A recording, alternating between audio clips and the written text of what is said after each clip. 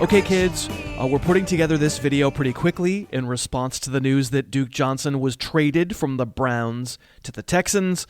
So let's talk about what we think of Duke Johnson as a player, and then also what the fantasy football ramifications are, both for Duke Johnson and then for Lamar Miller, for Nick Chubb being left behind in Cleveland, and maybe one other pass catcher in Houston. So what is Duke Johnson?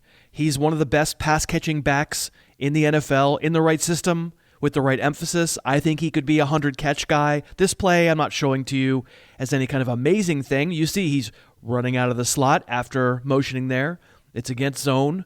He runs up the seam of the zone. It's not special, except, he's running the route as though he's a wideout. And then also at the end there, he powers down a little bit once the ball's in the air so that it'll hit him in the hands. Let's get a little more specialized with Duke. Here he's lined up wide to the right. This is five wide formation, and the running back essentially is playing the X receiver. First he's yelling at Baker Mayfield because, hey, they're not covering me. Eventually they do cover him, and Mayfield lofts it up there after a little fake. Pretty clear his first read here is the running back playing split end, and that's not common, and Duke Johnson does him proud. Makes a nice sideline catch against man coverage. It's a good throw. It's also good coverage. It's a tight window to throw into, and Duke Johnson makes a really nice catch on the sideline.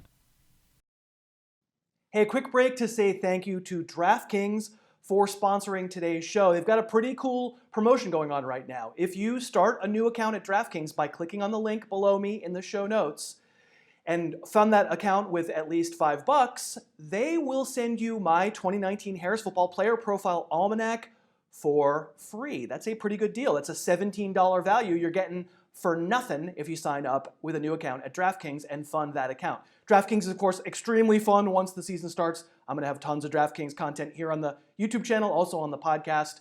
And the Almanac itself is huge. It's a giant PDF, 200 plus pages. It's something I wrote all summer. It's got profiles of every player you need to know, film grades, all the stuff that will make you a smarter drafter and a smarter football fan. So let's thank DraftKings for sponsoring. And if you're interested in that promotion, starting up a new DraftKings account, click on that link below me in the show notes. Okay, back at it with Duke Johnson. I've shown you this play before on this channel, but it's such good evidence of his ball skills. I'm going to use it again. So Johnson is lined up in the slot. It's man coverage on him. He gets a step as he makes a double move when the play develops, and then the ball skills. He tracks the pass. He turns, adjusts in the air, the ball thrown behind him. You just don't see many running backs being able to make that play. I think it's a good indication of what we're dealing with Duke Johnson when it comes to catching the ball. This one is also from 2017, the DeShone Kizer years, as I like to call them. So here he is, Duke Johnson in the slot, not beating man coverage. It's another zone. The throw probably leads him maybe just a little too much, and he has to reach out and grab it. My point in showing it isn't that it's amazing, it's just that he's coordinated. He can keep stride as he's reaching forward. I think some players, as they reach, would lose their balance and tumble forward. A lot of running backs would. I think this just looks a lot like he's a wideout. Okay, with this one, we're back in 2018 again. And listen, I'm not overselling the player. The touchdown here is fine. It's just a little flare out of the backfield. But some running backs might get tackled there in the flat. The smaller guys, that's some nice leg strength to accelerate a little bit, create a little bit less contact, and then survive the contact and keep going. For me, it's part of the story about what I perceive of Duke Johnson's strength.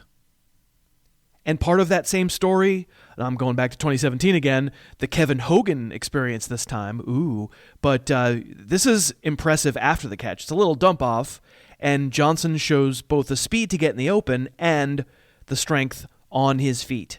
He's not taking huge direct hits here, but he's a strong enough guy to get away from glancing blows. And that's what this is likely to be with Johnson. He doesn't square up linebackers, right? He's not knocking over 225-pound tacklers. But when people talk about him being a pretty strong player, especially for his size, this is what they're talking about. Okay, Duke Johnson as a rusher, I'm really not going to oversell you. He's 5'8". He's 205. He's on the smaller side. And he doesn't generate a ton of power. But he's got some oomph getting through this hole. And there's some real quickness there.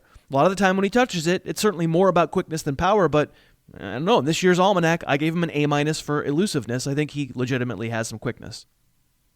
Okay, back to 2017 again. I keep having to show you film from 2 years ago because Johnson got a little bit lost in the Browns' playbook last year. This is a jump cut that leads to a touchdown, and he staggers a little bit coming out of the cut, so I'm not trying to say it's the smoothest looking thing you've ever seen, but it's a pretty violent move. It's a 2-footed jump cut. I think it's a good reflection generally of his quickness. Okay, so Duke Johnson I think is maybe a little bit better James White, and I think getting free from Cleveland, a place where his future didn't feel all that hopeful, he's going to go run with this guy, Lamar Miller. I was already relatively low on Miller before this. I had him RB 27, and with this transaction, with this trade, I dropped Miller to RB 30 in standard, 31 in PPR. So it's not like I think Duke Johnson comes to Houston and just takes over the main gig. If I'm taking a bet, I think Miller is still significantly likelier to lead the Texans in running back touches and certainly in carries. But I would tend to think that neither guy gets to 250 touches, and I really don't think Miller gets to 250 carries. Now, maybe one thing you're hearing a lot is, oh, wait a minute, don't get so excited about Duke Johnson because the Texans don't throw to their running backs. But my question to you would be, is that a system thing or was it a personnel thing? If you trade for Duke Johnson, I think you're going to throw to him. I think you're going to change what you did last year.